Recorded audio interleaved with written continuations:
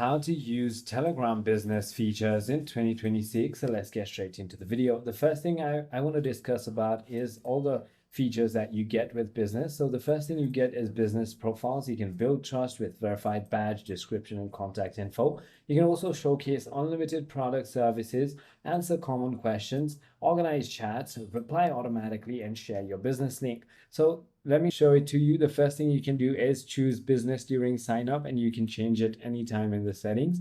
Then you want to add a clear profile photo, business name, your description, address, website, and working hours. You can also simply add your contacts like your phone, your username, your websites, and your address.